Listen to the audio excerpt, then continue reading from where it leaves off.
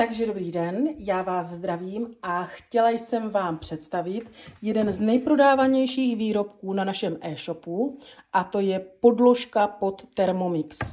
Podložka je celodřevěná, je ošetřená potravinářským lakem a jsou v ní vyřezány otvory, které jsou přesně na nožky Thermomixu.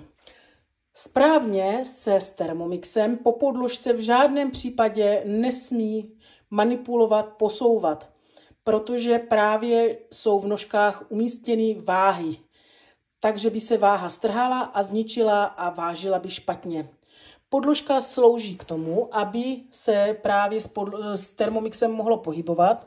Velice snadno máte takhle vzadu v lince, posunete si dopředu, posunete si na bok, když vám někde něco ukapne, můžete si utřít utěrkou a já posunu až takhle dopředu a když dovařím, zase posunete dozadu a můžete nechat Thermomix na podložce stát.